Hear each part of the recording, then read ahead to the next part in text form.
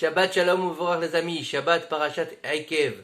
Je voudrais dédier ces quelques paroles de Torah pour la réussite de mon fils Reuven, dont c'est l'anniversaire aujourd'hui. Qu'Akadosh Baruch Hu, le comble de bonheur, le comble de réussite, et que Be'ezrat Hashem, il est le srout l'année prochaine pour sa bar mitzvah, de lire justement cette sainte paracha Be'ezrat Hashem, paracha de Aikev. Dans la paracha de la semaine Be'ezrat Hashem, Moshe Rabbeinu continue son testament. Et là, il va nous dire, Vaya Kef Tishmeun, écoutez les enfants d'Israël, si vous écoutez les ordonnances d'Akadosh Baruch Hu, les Chukim, les Mishpatim, donc les lois d'Akadosh Baruch Hu, aussi bien les lois qui sont compréhensibles et les lois qui sont naturelles. Donc les lois qui sont naturelles, c'est tu ne tueras pas par exemple. Les lois qui sont compréhensibles, c'est tu respecteras ton père et ta mère parce qu'ils t'ont donné la vie tout simplement. Et les lois incompréhensibles, comme tu ne mélangeras pas le lin et la laine. Si tu écoutes ces lois, si tu acceptes ces lois, je te promets que tu auras une grande parnassa, une grande atzlacha, une grande réussite dans ta famille, que les femmes ne feront pas de fausses couches, des bénédictions exceptionnelles donc dans cette paracha. Et tout ça pour nous dire qu'il faut écouter les berachot, mais les mitzvot. Et nous sage de nous dire que dans cette paracha, on nous parle de l'importance des mitzvot, mais on nous parle de l'importance de respecter toutes les mitzvot, que ce soit une mitzvah kala ou que ce soit une mitzvah chamura, c'est-à-dire que ce soit une mitzvah qui soit difficile à réaliser ou une mitzvah qui soit facile à réaliser, qui nous paraît insignifiante à nos yeux, d'accord, comme par exemple les bénédictions. Et pour nous donner cet exemple, la Torah nous rapporte deux mitzvot, une difficile et une compliquée, qui ont exactement la même récompense. Alors cette mitzvah c'est quoi? C'est la mitzvah de Kibud Orim, la mitzvah de respecter ses parents. La Torah nous dit que c'est une mitzvah qui est très difficile à réaliser, la mitzvah de respecter ses parents. C'est très dur, à tel point que le Gemara nous dit que jusqu'à quel point on doit respecter ses parents, si ton père ou ta mère vient pendant que tu es dans la salle du roi et elle déchire tes vêtements, elle jette ta bourse par terre, elle te crache au visage, tu dois rien lui dire. C'est difficile à réaliser. Et l'autre mitzvah qui te dit Shiloh Haken, c'est quoi? C'est tu vas dans la rue par exemple, tu vois un pigeon qui est en train de couvrir ses œufs, une pigeonne plutôt, pas un pigeon. Et là ce que tu fais, tu jettes la mer, tu prends les œufs pour toi, et c'est ça la mitzvah. Et là nos sages nous disent, si tu fais cette mitzvah là, comme pour Kibud Orim, tu vas pouvoir recevoir la longévité, la longue vie. Alors c'est pour ça qu'il ne faut pas faire le tri. Et malheureusement aujourd'hui, on pense que certaines mitzvot sont très graves, mais d'autres ne sont pas très graves, on ne fait pas attention. On dit par exemple, tu dis à quelqu'un qui n'est pas très religieux, tu vas manger du porc, chas v'shalom, moi je vais manger du porc, et puis quoi encore, ça va pas dans ta tête, c'est interdit de manger du porc. Et tu vas dire, mais tu vas à la plage mixte, c'est les vacances. Mais il y a marqué dans le schéma Israël, justement dans la paracha de cette semaine, où on va lire le deuxième paragraphe du schéma Israël, où il y a marqué Ve'aya im shamoa tishmeun. Ve'aya im shamoa, si vous écoutez, ce que je vous ai dit aussi, c'est la même chose, on fait une redondance par rapport à Aikev.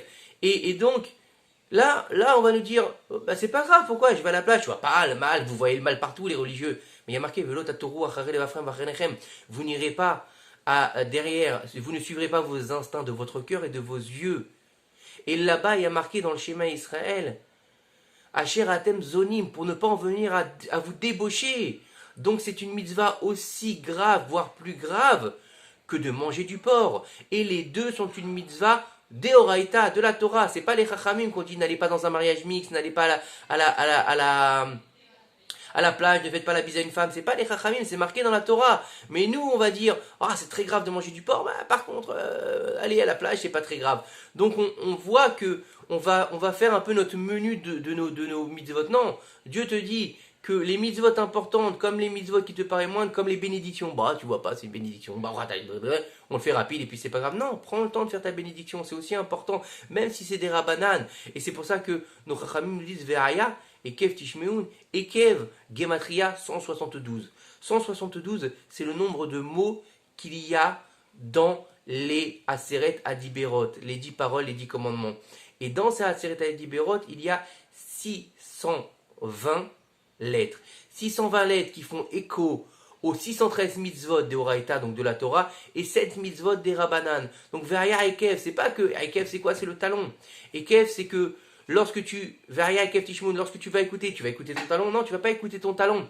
Tu vas écouter les 10 commandements. Tu vas accepter les 10 commandements et tu vas pas faire de tri entre les mitzvot qui sont faciles à faire pour toi, les mitzvot qui sont difficiles. Tu prends le package. Bien sûr, tu vas avoir plus de mal à faire certaines, moins de mal à faire d'autres, mais tu prends le package, tu acceptes le tout. C'est pas non bon bah ça j'accepte. Bon, je veux bien.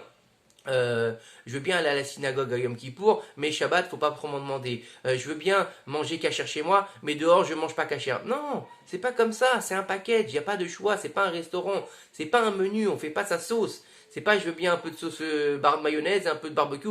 Ah, par contre, la moutarde, j'en veux pas. Non, non, c'est la Torah, c'est un ensemble, la Torah.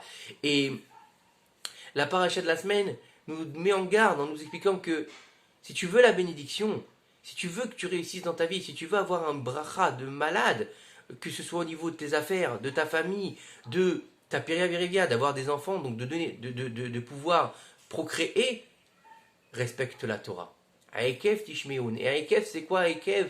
C'est le talon, parce que ça fait référence à Yaakov. Yaakov qui est le patriarche par excellence, qui t'aime émettre les Yaakov, sois émettre avec toi-même. Quand tu vas suivre Yaakov, tu vas suivre le émettre de Yaakov.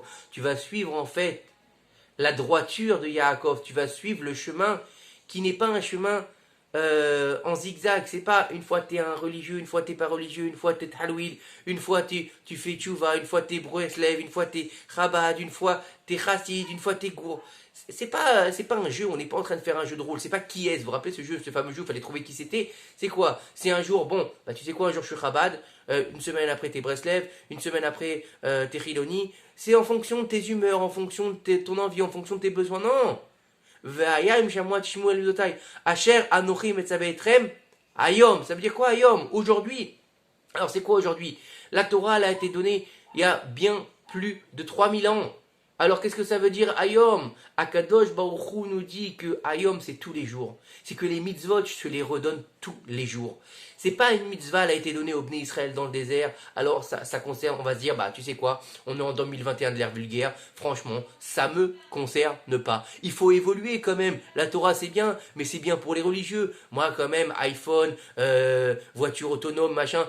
Ça va, arrêter vos conneries, quoi. Je vais pas allumer la lumière le Shabbat. Ils allument pas la lumière parce qu'il fallait frotter un silex.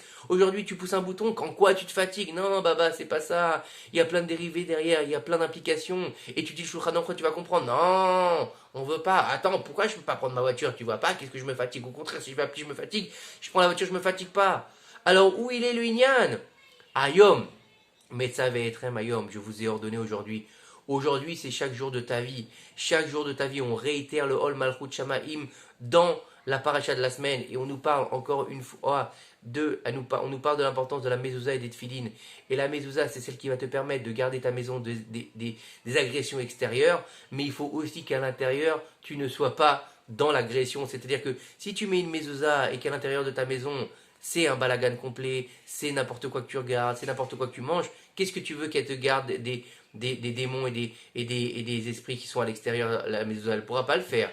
Donc c'est bien de mettre une mezouza, mais il faut aussi accepter ce qu'il y a écrit à l'intérieur. Et on parle aussi des tefilines, parce que les tefilines, ils ont un rapport très fort, ils ont un niveau très très fort. Et donc on a dit qu'il faut mettre entre les yeux et le bras. C'est quoi? Nos Chachamim nous expliquent que donc le tefilin de la tête, il faut le mettre sur la tête à ce niveau-là à peu près, et le bras au niveau du biceps, un peu en haut vers le cœur. Et en fait, le Admour Hazaken nous explique que le tefilin de la tête, c'est pour travailler tout ce qui est rouchaniout, puisque c'est celui qui est en rapport avec la tête. Et le tefilin du bras, c'est ce qui va pouvoir te permettre de calmer ton âme animale, puisqu'il est vers le cœur. Velo taturu, acharel evafrem vachenechem. On parle d'abord du cœur et après des yeux. Mais je désire ce que je vois. Non, tu désires ce que tu veux désirer. C'est-à-dire quelqu'un qui veut désirer un hamburger avec des frites chez McDo, pas cachère, d'accord? Il va tout faire pour aller manger son hamburger. Le mec qui va vouloir une femme, désirer une femme, il va tout faire pour se mettre en condition pour voir une femme ou pour regarder des trucs dégueulasses. Mais si tu désires la gdusha, la tzlacha, la tahara, bah, tu vas trouver de la tahara. Donc d'abord ton cœur, c'est ce que va désirer ton cœur, parce que c'est le centre des émotions, c'est le centre du désir. Parce qu'on dit très bien, il faut pas laisser ton cœur prendre le pas sur ton esprit. Parce que, comme on dit, l'amour rend aveugle. Ça veut dire quoi l'amour rend aveugle? Ça veut dire qu'on est dans les papillons dans les yeux, on a le cœur qui parle, mais est-ce que tu as vérifié si elle était comme ci, si elle était comme ça, si elle était comme ça? Est-ce que vous êtes prêts pour le mariage par rapport à une vie ensemble? Mais attends, je l'aime, elle est belle. Ouais, mais ça va durer un temps. Et après? Et après? Est-ce que t'as regardé ce qui était important pour votre couple, ou t'as juste regardé qu'elle était belle et elle te plaisait? Mais non, mais c'est mon cœur qui parle. Ouais, mais mets ton esprit avant ton cœur d'abord. Mets ton esprit avant ton cœur. C'est pour ça que les tefilines de la tête ont plus de sainteté que les tefilines du bras. Comme ça nous disent nos chachamim. Et ils sont compartimentés en 4 pour combattre les 4 rouchot justement du cœur. L'eau, la terre, l'air et le feu. Qui donne à l'homme toutes ses pulsions. Les pulsions de l'eau, c'est le jeu. Les pulsions du feu, c'est la colère. Les pulsions de la terre, c'est la paresse. Et les pulsions du vent, c'est le rouar, c'est le parler, c'est dire du lashon hara. Alors il faut faire attention, parce que on a l'habitude de dire, ouais, bah tu vois pas, je fais les mitzvot, je fais la Torah, et alors tu te permets de dire du lashon hara parce que tu étudies le Daf Yomi tous les jours. Tu te permets de regarder des choses dégueulasses parce que tu as été à la synagogue ce Shabbat. Et alors? Au contraire, il faut savoir qu'un seul lashon hara, il peut effacer 1000 daf de Gemara que tu aurais apprises. Donc il est important de bien comprendre et de bien accepter le joug de la Torah. Tout ce que Akadosh Baruch Hu nous a donné, c'est un package. De prendre le package, bien sûr, on peut tomber, on peut ne pas réussir, ça c'est une autre dimension. Mais ce qu'il faut comprendre, c'est que on ne choisit pas. C'est pas parce qu'on étudie la Torah qu'on a le droit de faire du lashon hara. C'est pas parce qu'on mange kasher qu'on a le droit de regarder des filles. C'est pas parce qu'on garde nos yeux qu'on a le droit de mal se comporter avec notre famille. C'est pas parce qu'on étudie au collège toute la journée qu'on a le droit de frapper sa femme. Il faut bien être clair dans ce niveau-là. Il faut bien être clair dans la compréhension que la Torah est un guide de vie. Si tu vas respecter la Torah, les mitzvot, que ce soit bien les mitzvot que tu comprends, les mitzvot que tu comprends pas, les mitzvot qui te paraissent naturelles et celles qui te paraissent pas naturelles, et ben dans ces cas-là, Akadosh Baruch Hu te dit tu auras la bénédiction. Et dans la paracha, on nous parle d'une chose très importante, on nous fait une allusion à la venue de Mashiach et la résurrection des morts. Tu veux ton Olam Haba parce que c'est pour ça que tu viens au monde. C'est pour le Olam Haba. Pas pour vivre seulement dans le Olam Hazé, mais pour le Olam Haba. Mais pour préparer ton Olam Haba, tu as besoin de ton Olam Hazé. Parce que avant de pouvoir passer au Olam Haba, il faut d'abord que tu récupères ton capital mitzvot pour lequel tu as été mis sur terre. Tu as été mis sur terre pour réaliser ce que tu dois être, ta mission de vie. Réalise ta mission de vie pour pouvoir ensuite accéder à ton Olam Haba. Shabbat, Shalom, Umevorach.